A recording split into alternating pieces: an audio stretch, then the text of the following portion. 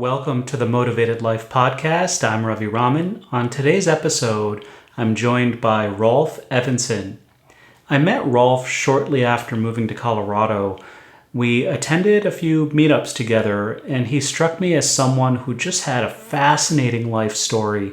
He's done a number of things, from leading outdoor wilderness adventures to building a career as an architect to doing what he does now, which is functioning as an executive advisor.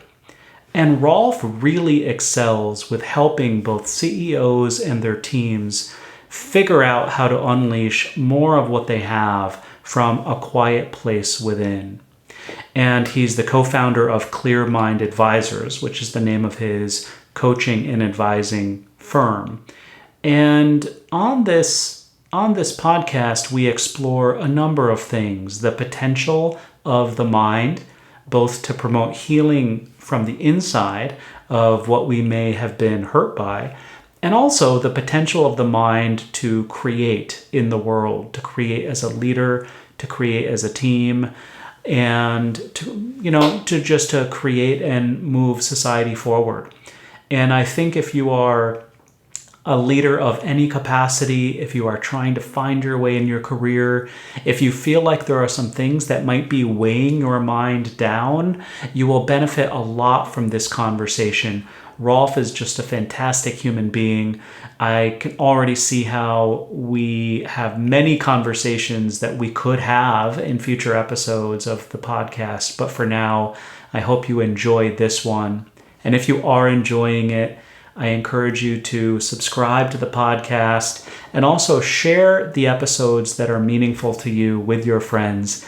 I really appreciate your getting the word out. And with that, I bring you Rolf Evenson.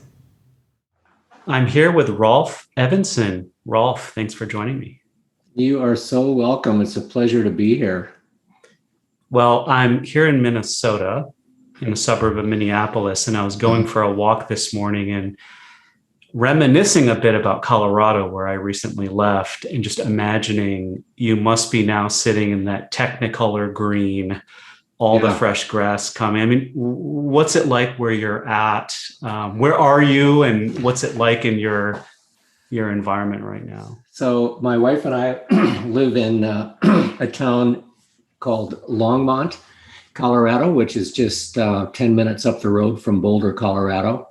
So when I look out of my window, I can see the foothills of the Rocky Mountains. You're absolutely right. This is my absolute favorite time of year in Colorado, roughly mid-May to mid-June, because things are green and the flowers are blooming, and there's still some snow on the high peaks behind the foothills. It's just a glorious time to be out riding our bikes, which we do often, and to go on hikes and things like that. We just love being active. It's a beautiful place for that. Are any of the resorts still open?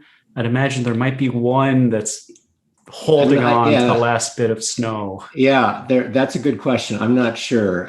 There may be. Sometimes there are ski resorts that stay open till maybe July 4th. Yeah. But I haven't been following it. We transitioned from winter sports to summer sports a couple of months ago. So summer sports, what does that mean for you? Rock climbing, hiking, and cycling. Yeah. My wife and I are avid cyclists, and I've been a rock climber for 50 years, I guess. So I'm an old fart, but I still enjoy it. Sounds like a better kind of triathlon: hiking, rock climbing, and biking. Nice three sports to weave together. I'm not a great swimmer, so it's a better combination for me. Well, Rolf, I was just trying to remember when we first met. It was just a few years ago, and I believe I was enjoying a nice falafel plate at the Mediterranean, a nice restaurant in Boulder. And we were part of a meetup group exploring something we'll talk about a little bit today. And I just remember you were sitting next to me, and we just struck up a really nice, easy conversation.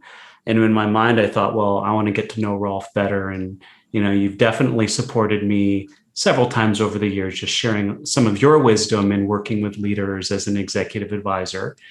And so just excited to explore today a bit of, what you've learned and what brought you to the kind of understanding you have that informs just how you work with clients and people in your life. So looking forward to diving in today into some of those things. Me too. I remember that evening and feeling really fortunate that I ended up next to you.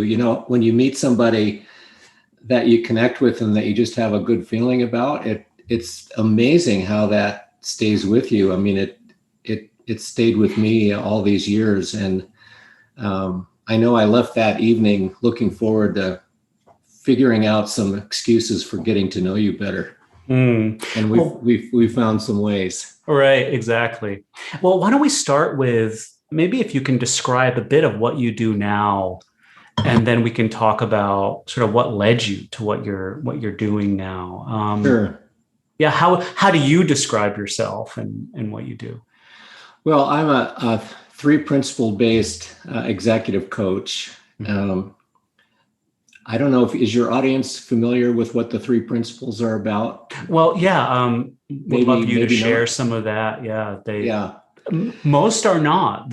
Most people listening right now are working in a company, they're a leader in a company, or they're just trying to find their way in their career, and they're curious around how to be better, do better, how to get ahead in their work and their businesses. Yeah. And have probably read a bunch of personal, like me, a bunch of personal growth and self-help, and maybe gone to some workshops, but may not be aware of three principles and what they are.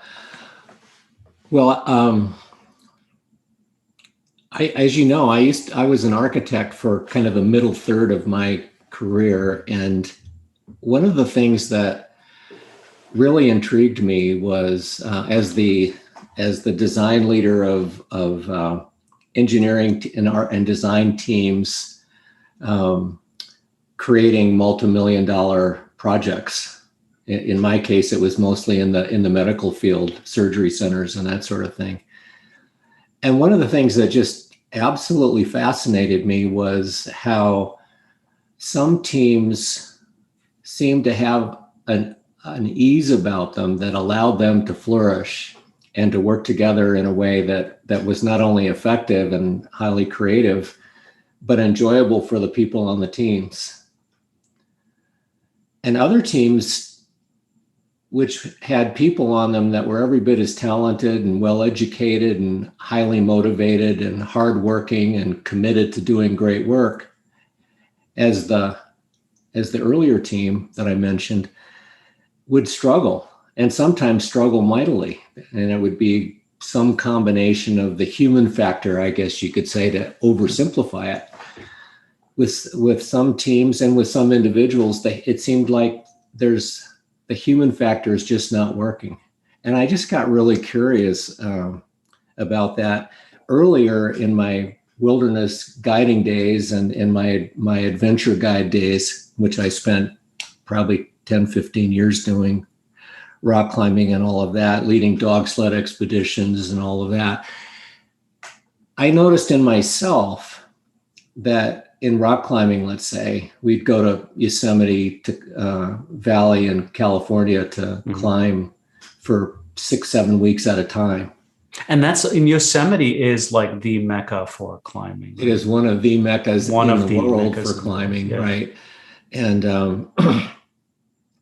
I just noticed that some days I was on and some days I wasn't. My skill level wouldn't change day to day, but my capability and capacity to climb well, to enjoy it, be effective climbing a wall, a face, would change radically. And I just got curious, well, what is that about human beings? What's that performance principle? What's that human variable that seems to turn on and off like a switch for individuals and for teams that has a huge impact on performance, ability, team synergy, and enjoyment in life?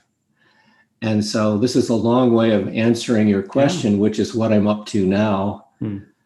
What I'm up to now is working with mostly high-level leaders in companies, large and small, to explore that variable. How is it? What is that magic something that is the difference between performing at a high level, engaging creatively in life, and enjoying life? It seems to be integrated into all of life. A ability to perform and to enjoy and to creatively engage with all of life. So I'm working with senior executives, and I'm also working with a couple of mastermind projects. We did a mastermind project a year ago with leaders, senior level leaders from Asia, Australia, New Zealand, and Europe. And we were forced by COVID to do it virtually. And so by accident, we discovered this way of this very efficient way of working with leaders around the world, putting them together in a mastermind of 12 and basically exploring the human capacity to create and the human capacity to engage with life at a high level, perform at a high level. And that was just, they loved it, we loved it. And so now we're launching a couple more groups like that, one in July and one in September. Great. I'd love to maybe go back to the moments where you started to realize this. It sounds like you had a few phases to your life journey. You had a phase where you were out in nature, climbing and guiding and leading dog sled adventures. Curious hearing about that. Maybe offline we can chat about that. And then you had this career, in business, and now you have a career advising leaders and coaching leaders, if you will. But I'm curious about, what when it was that you started to realize that performance principle, that human factor. You noticed it when you were climbing, you said, where you had the same skill, but some days you were on, some days you were off. But maybe can you walk me through, when did it go from just you started to notice something to the light bulb went on, aha, there's something driving this human factor? Can you maybe share when those moments were, when you started to realize this more deeply for yourself?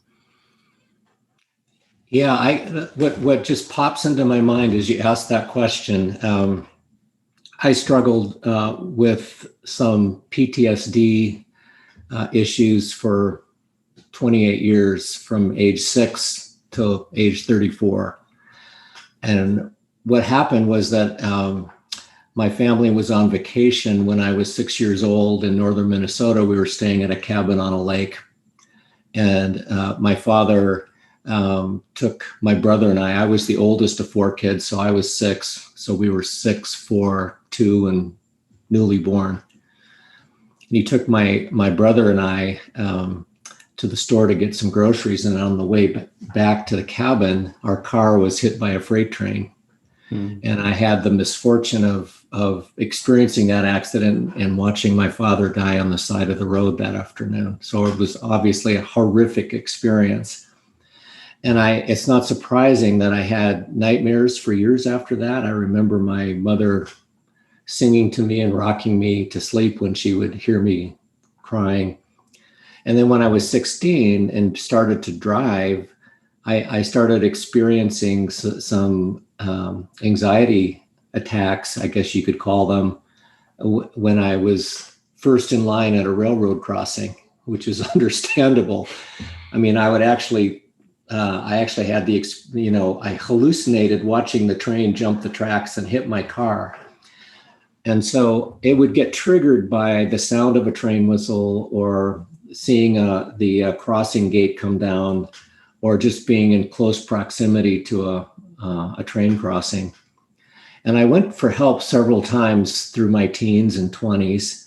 The first professional I went to looking back on it, I didn't know this at the time, but I'm guessing they were behavioral psychologists of some kind. And what they coached me to do was change my behavior. And what we came up with was a strategy where if it looked like I might be first in line, figure out a way to drive around the blocks so I'd be further back in line, which felt safer. And that actually worked to some extent, and it did reduce the symptoms. Sometimes you couldn't do that. Sometimes you didn't control being able to do that, and then it wouldn't work. Later on, I talked to a counselor. I was in a therapy group. And I remember pounding the floor with these padded clubs, screaming at God for presenting me with this horrible situation at such a young age. So the idea there was emotional catharsis. And then the third therapist I went to must have been some version of neocognitive therapy. They were onto the fact that it's not just behavior and it's not just how we feel that affects our results, but thought has something to do with it. And so she asked me to think about some experience related to trains that was a positive experience. And I remembered a time that my mother, after my father died, my mother took all of us on a train trip to Chicago from where we lived in Minnesota. And that was a really pleasant experience. And I remember the click-clacking of the train at night and sleeping and just enjoying that whole experience tremendously. So the idea was if I started having PTSD, stress-related symptoms, to focus on the wonderful train trip instead of the trauma of the accident. All of these approaches had some positive effect, but none of them solved the problem at the root. In each case, the person that was helping me took the trauma that I'd been through seriously and admitted that in their opinion, the best we could do was ease the symptoms somewhat. And that's what the goal was. It wasn't until Joe Bailey described to me how the mind works and how all human experience is created, including negative and stress-related experiences or flow state experiences, and how we all are actually feeling our thinking in the moment versus feeling the circumstances. He's the first person to tell me that the experience of anxiety that I was having wasn't coming from something that happened 28 years ago when I was 6 years old. He was the first person to tell me that I wasn't damaged goods. It wasn't that I experienced this horrific trauma and now I'm less than I was before the trauma. He was the first person to tell me that my human psychology was working perfectly despite evidence to the contrary. So I had an amazing conversation with him about all of this. And he asked me an interesting question. He said, have you ever been in that circumstance and had a different experience? And I found that to be a really intriguing question. And I thought about it a bit. And then I remembered a time not long prior to that, when I was in that exact situation, feeling wonderful and no stress whatsoever. And so I shared that with him and he said, well, what was going on? And I said, I had just met this beautiful woman. I was single at the time. And I was very taken with her. And what was happening was we were having this amazing conversation and I was just reveling in the presence of this wonderful person I had just met. And then I saw the whole thing. I realized, Well, first of all, he asked me what was going on outside the car. And I said, there was a freight train roaring by 30 feet away. We were first car in line.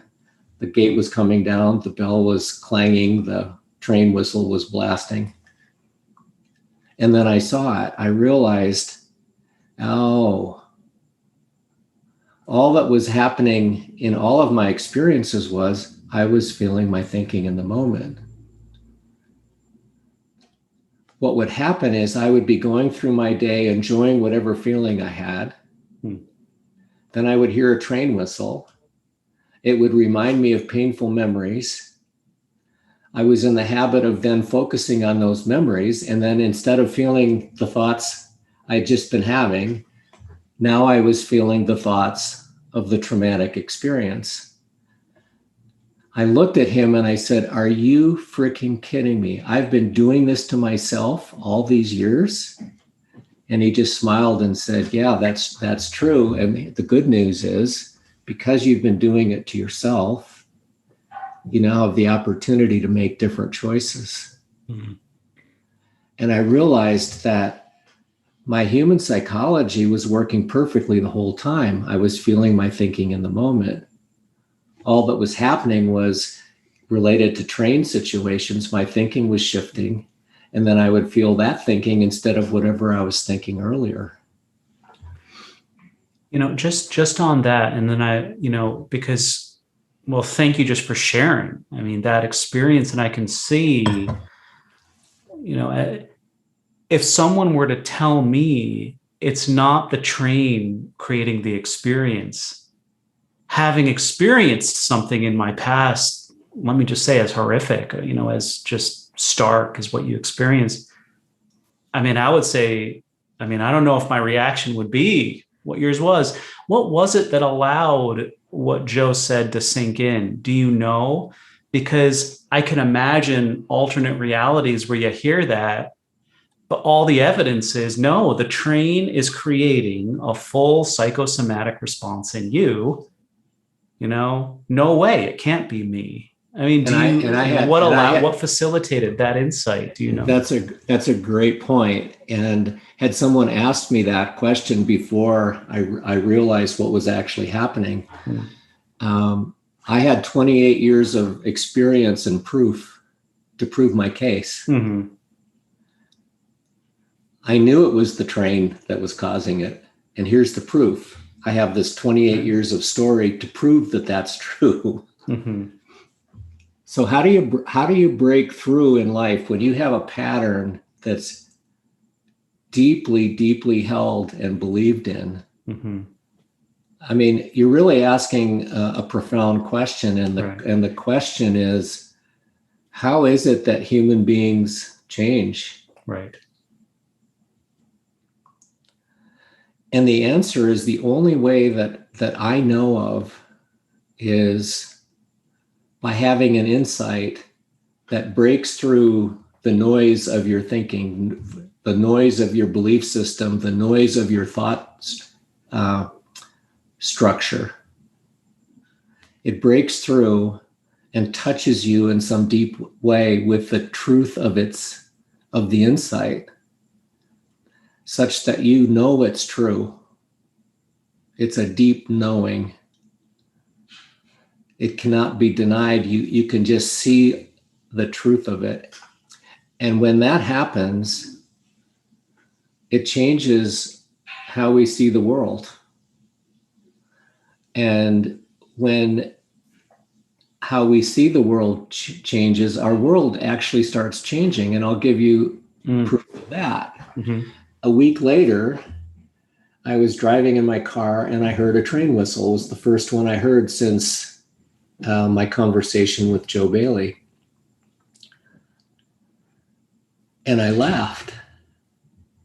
Now, that was the first time I'd laughed at a train whistle in 28 years.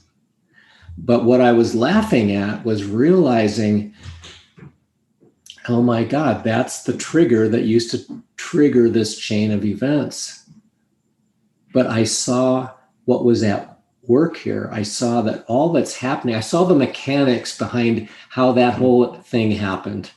The mechanics were simply that I would hear the train whistle. It would trigger a memory. I would think about the memory and feel those feelings or feel those thoughts. Mm. And now my feeling was just overwhelming relief. Thank God I don't have to do that again. Thank God I don't have to go down that road anymore. It was just relief. Now it's interesting. It didn't take work. Right. It didn't take effort. It didn't take energy. Insight is a free gift. I think of it as a spiritual gift, but it's a gift, the capacity for which is built into human beings. Mm-hmm. It does rub against the ethos of there are no free lunches, or if it's meant to be, it's up to me, or I don't know. I'm sure we can read any number of books and pull out some proverbs there. I am curious because you mentioned that the different modalities and healers and people you saw did provide some relief. It was supporting to you, but then through these mechanics you're talking about, and we'll talk more about that, you just got an insight and it didn't effort. Why is it that people seem to hold on to the slog, uphill grind effort to try to get the relief if there's insight? I mean, why do you think people are, maybe efforting their way to address an issue when what I'm hearing you say is, you just saw something fresh, you saw thought, you saw where it was coming from. That's such a great question, Ravi.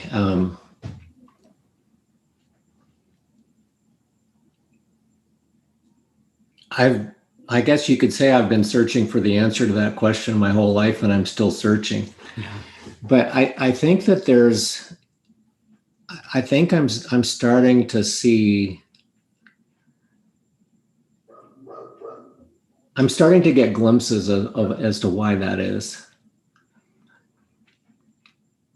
And I think it has to do with this. There's a quote, and I forget who said this, but it's something to the effect that to love is to walk among mysteries.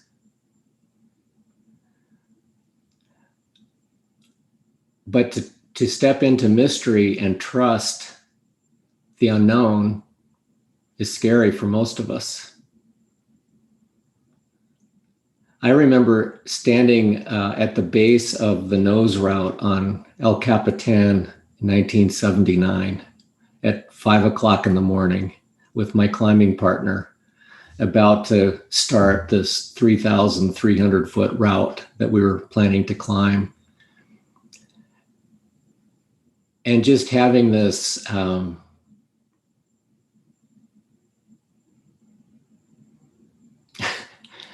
this humorous moment where we look at each other and say, do we really want to do this? Do we really want to start? We could go back to camp and then go out for breakfast. That would be a lot easier than what we're about to do, spend 3 days on this wall, climbing this wall. So it's a conscious choice to step into the mystery of love, or the mystery of life itself. The Greeks talked about a condition called ecstasis, which is a version of the word ecstasy. And the Navy SEALs talk about this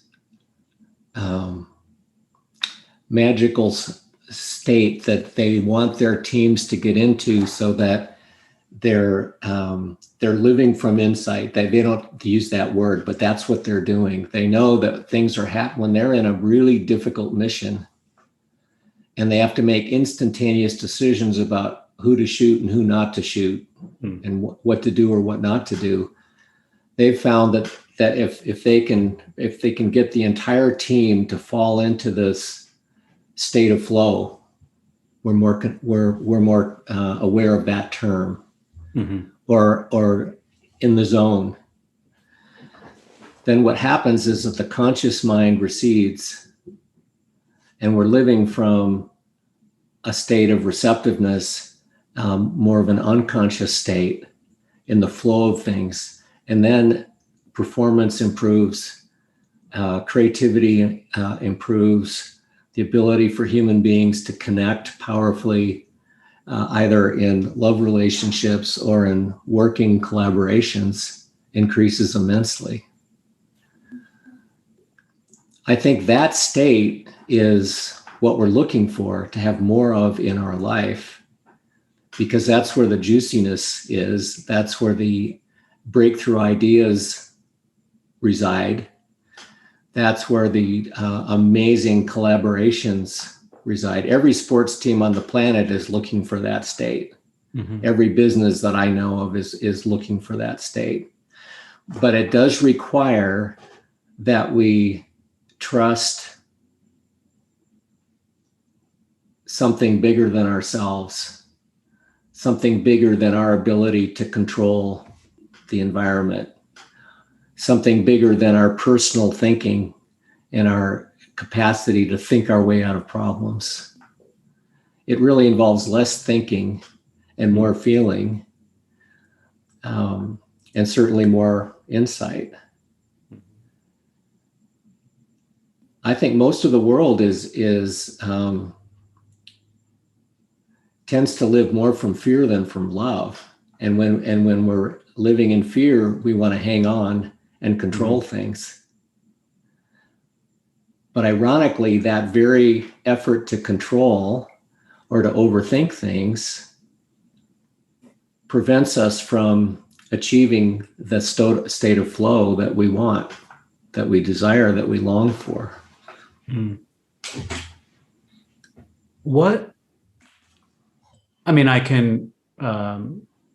I can imagine lots of implications of what you're talking about for the world of business. And of course, as a coach myself, I have experienced it myself.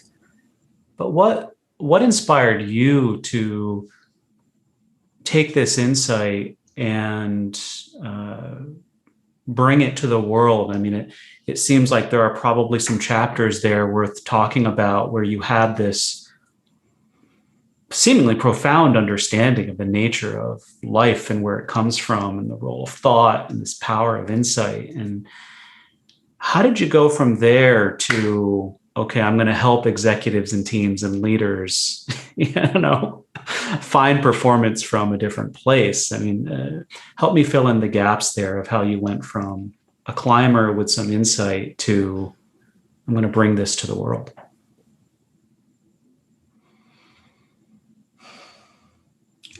Well, as I said earlier, I was always fascinated by adventure. And I've always been fascinated by the creative process.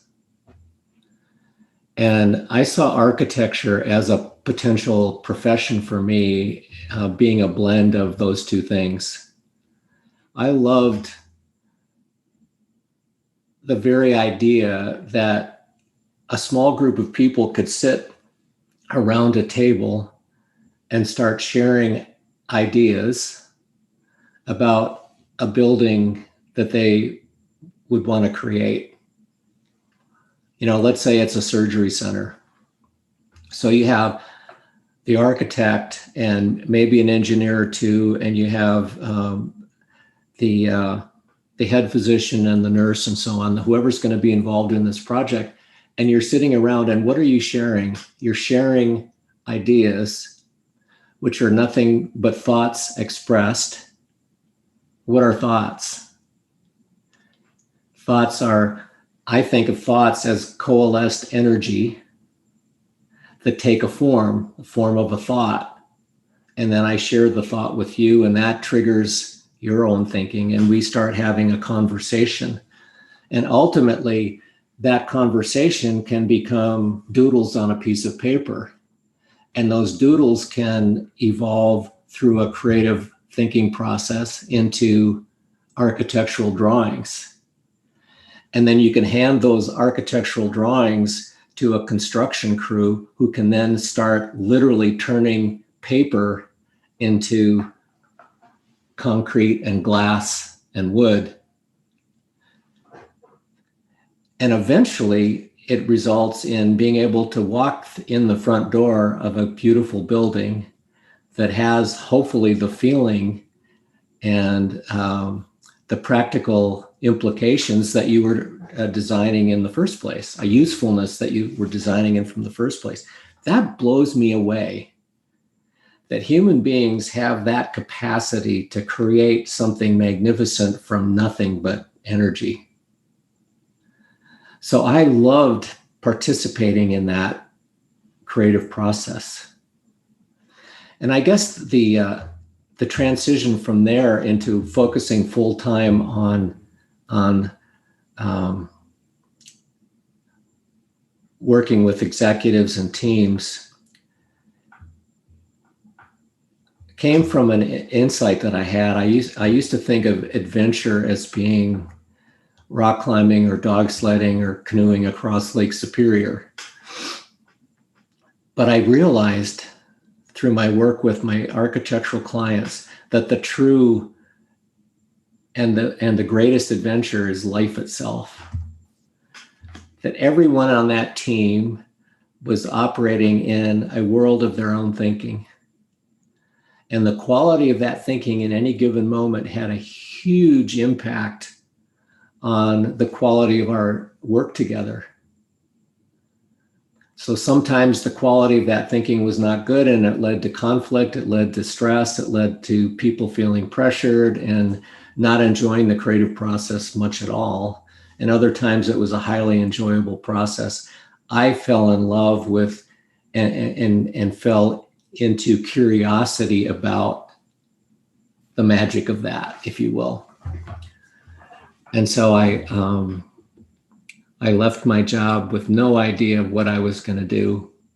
I mean, I knew it was going to involve exploring this area with business leaders and teams, but I had to literally create that from scratch. And so that happened the same way the architectural creative process worked. I started with nothing and having very little idea of what it would look like and how it would work, and practical terms and who my clients would be and how much money I would make and all of that. Mm. And I had some fear about that.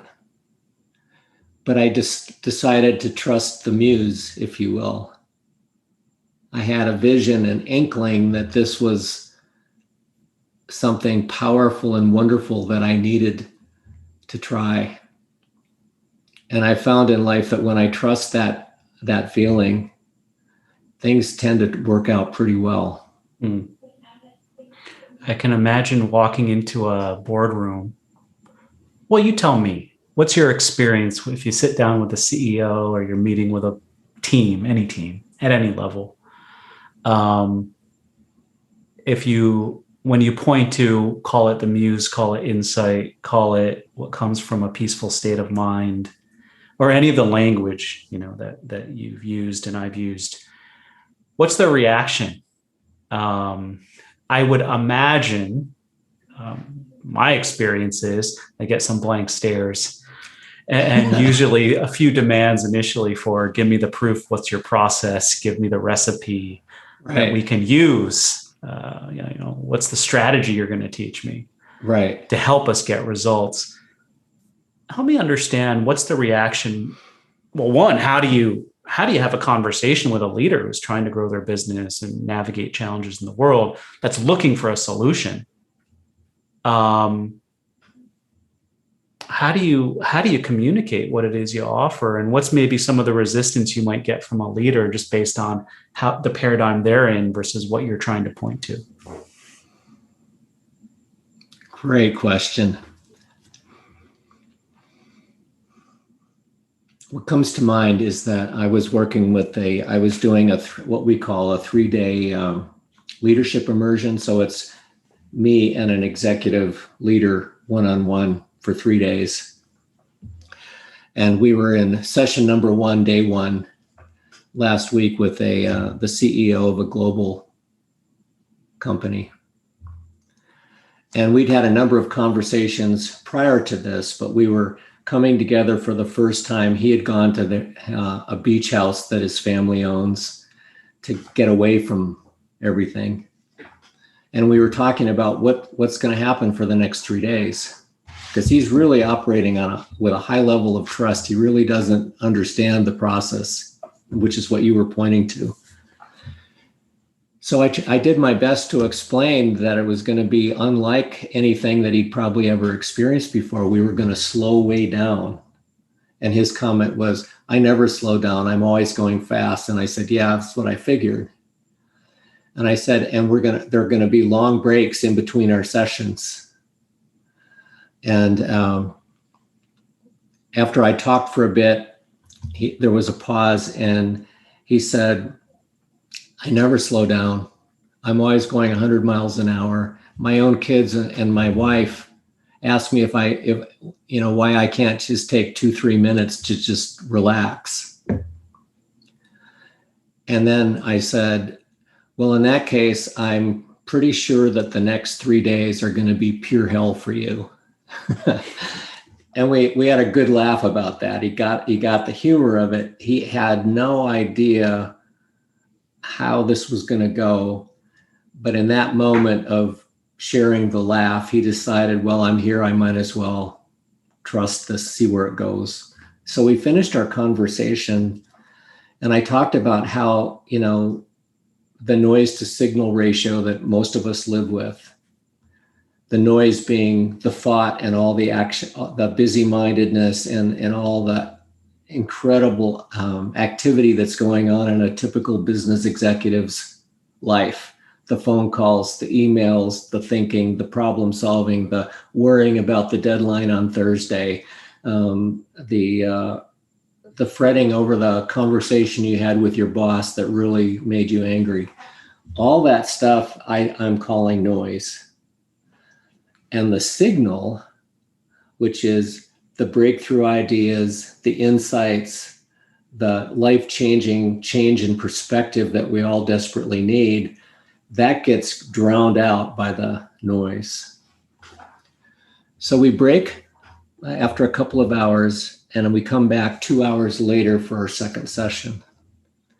And I asked him how his break was, and did he do the reading that we had talked about? And he said, no, I took a long nap. And he said, that was the first nap I've ever taken in the morning in my life. First nap I've ever taken during work time. First nap I've ever taken during the work week. A couple days later, he reported walking on the beach and hearing the crunch sound that seashells make when you step on them and the seashells crumble. He'd been staying on this beach house off and on for 8 years. He had never heard the sound of the crunching seashells. And he described how he's walking down the beach thinking, listen to the crunch. The seashells are crunching, and loving it. So what he experienced was, as his mind settled,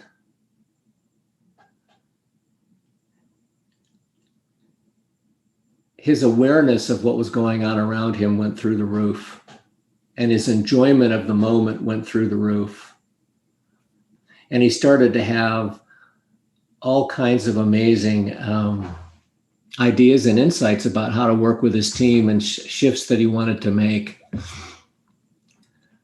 That's when the leader that you're talking about starts to believe, because they feel it, they experience it themselves, and they see the power of it. Now they know what you're talking about. Right. In the same way that you realized something exactly regarding the train, your clients realize something themselves. Exactly.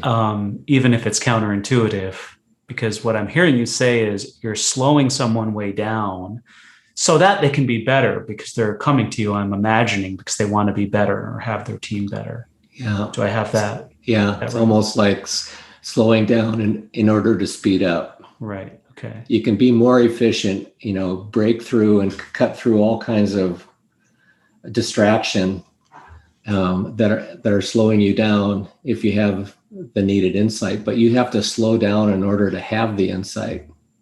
And that should become part and parcel of your normal way of doing life. Another story comes into mind, which might be more applicable to your question. And that was, I was doing a presentation to a leadership team at a company, and they didn't know me from Adam. So whatever language I was using, it needs to be language they can relate to. So I might think of these as being spiritual qualities, but I can't go into a new team that's never met me and start talking about spiritual qualities, because that will distract many of them. They'll get caught up in their own thinking about, well, what does that mean? Is this real? Is this foo-foo? What is this?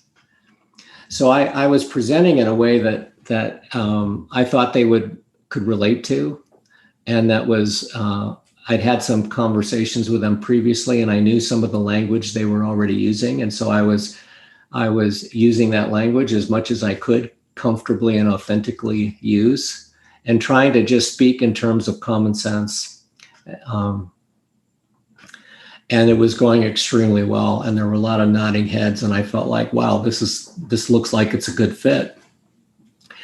And then a gentleman from the far side of the far corner of the conference table raised his hand, and I called on him, and he proceeded to rip this whole idea in shreds. He thought it was a terrible idea, and he proceeded to say why. He was someone that everybody in the team, I found out later, was kind of afraid of. He was brilliant. He tended to be very critical. And people were always a little nervous around him. And it completely knocked me for a loop, because it came out of nowhere. I thought the presentation was going beautifully. I thought we were on the same page.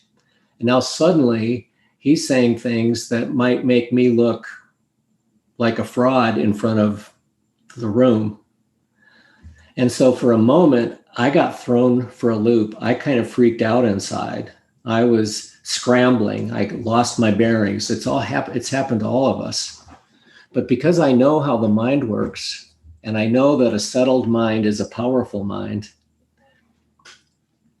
it's funny, I thought, sometimes my go-to in that situation is, well, let's take a break so I can collect myself. Well, we had just taken a break, so we couldn't do that. So what occurred to me in that split second was to take a deep breath. I just took a deep breath and looked at him. And in the space of that breath, I had an insight. And the insight was basically reminding me of the truth that, as much as I disliked what he was saying in the context of this meeting, I knew that every human being does and says what makes sense to us given what we're thinking in the moment. So even though it made no sense to me, I know it made perfect sense to him. So it occurred to me to say this. I looked at him and said, that's interesting, Joe. Can you tell me more? Now, I was just buying time, but I was also opening up the possibility of getting into a dialogue with him. And he proceeded to tell me more. And then as he talked, I got curious, genuinely curious about some of the things that he was sharing. He was a really smart guy, and he had thought about it. He had some good reasons. And so I kept asking clarifying questions. Eventually, he shared the essence of what his concern was. And I got that was the real thing that he was concerned about. And I said, okay, if we could design this program such a way that it would specifically address and solve that problem permanently, would that be interesting to you? And then he said, if you could do that, I'm all in. And we went on from there and built the project, and he became the project's champion. So that's just one example of how we need to find ways to connect with people in language that we can all agree to and understand as best as possible. And then the more we understand about how our own psychology works and how our minds work, the more likely we are when we get thrown off balance, when we lose our bearings, to recognize the first job is to regain our bearings and then operate from there. Right. So there are so many different areas we can go deeper into, but I'm also, aware we just have, maybe 10 minutes left. And there are deep implications, even what you mentioned, that something in you noticed that what this team member was sharing and how he was acting made sense to him based on what he saw. And your reaction was to be curious, which strikes me as interesting, because how do most people react when they're faced with a different point of view? I wouldn't say it's necessarily curiosity. And so I think your point, we just look in our society and see how people react to different points of views. And so, I can imagine there are quite deep implications of some of the things that you're talking about here that no doubt you go into in your coaching and your work with leaders.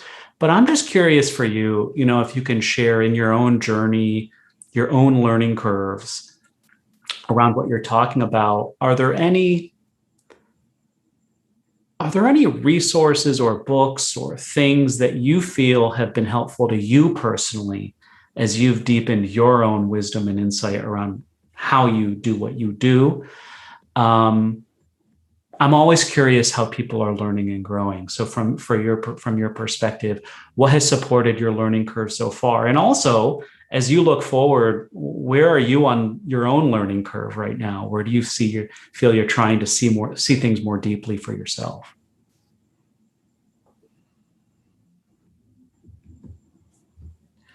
Well, it's impossible to ignore the works of Sydney Banks.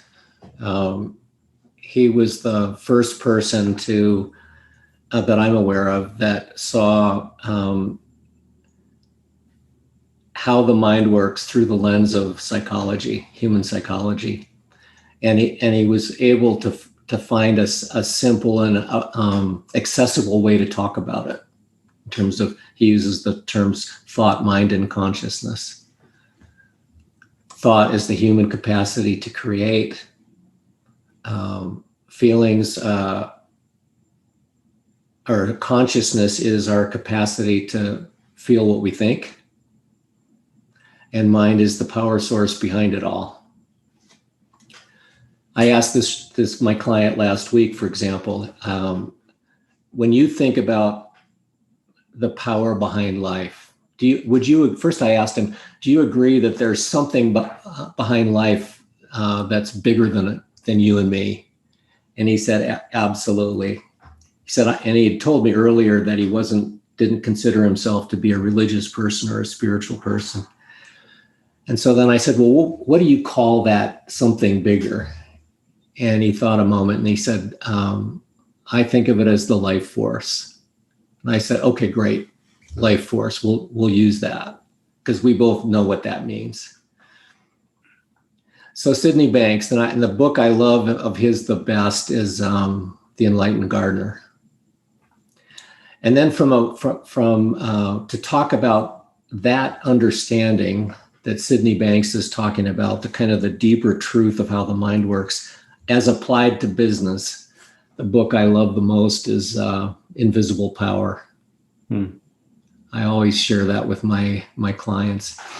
And as of this morning, I started Invisible Power by Ken Manning and Robin Sharbutt and Sandy Crott. Great book. I also send that to most of my clients. Yeah. If not all. And then this morning, I don't know if you can see this, but I started reading Stealing Fire. Stephen Kotler, yeah. Yeah, and I'm absolutely loving that because He's really talking in more scientific terms about the flow state, and as it's applied by companies like Google, the Navy SEALs, and the ancient Greeks. It kind of gives a context for the scientific understanding of what are flow states and why are they so powerful. So I'm really enjoying that. Just started it this morning. Great. And what's on the horizon for you as you look forward in your own life, both personally and professional? What's on the horizon? Well, I love what I'm doing. My wife is retired, and I haven't yet retired. And the reason is simply because there's nothing I'd rather do. I love stepping into the mystery of life with people, with my clients, either groups of them in masterminds or business teams or individuals. They're all equally interesting to me, and exploring what is the nature of life and how can we unlock the door into infinite creativity. What is the nature of how human beings create something from nothing? I think we desperately need in the world today, we need leaders who can weather the storm. We're all living in a storm of noise. Online noise, demonization of people that disagree with us, racial injustice, economic challenges, global warming. I mean, the challenges just go on and on and on. What we need, in my opinion, is grounded human beings who know how to create and know how to collaborate in a way that is highly creative, highly productive, and highly enjoyable. That's what I want to do in some shape or form. That's the work I want to do. And I want to keep climbing, and I want to keep biking and exploring in the world. But the greatest adventure, in my opinion, nothing gives me more pleasure, whether it's listening to an exquisite piece of music or seeing the spark of insight in the eye of my client, or hearing the laughter of my 3-year-old granddaughter. What I love more than anything else is feeling connected to other human beings and feeling fully alive. That's where and how I want to live. Well, that sounds like a wonderful feeling to live in. And Rolf, if people would like to connect with you to learn more, maybe they're listening and they're a leader that's moving fast and is looking for achieving things, but can't go any faster. Yeah. Where can they connect with you? They can go to my website, which is clearmindadvisors.com. Great. Well, I appreciate your time, your wisdom, sharing your own personal experience of this paradigm, how it's made a difference for you, and how you see it potentially making a difference for other human beings, whether they're leaders or elsewhere. So thanks again. And I hope you have a fun day and lots of time outside to go for hikes, bikes, and climb some mountains. There you go. It's been a genuine pleasure, Ravi. I'm so glad we decided to do this. Thanks for the opportunity.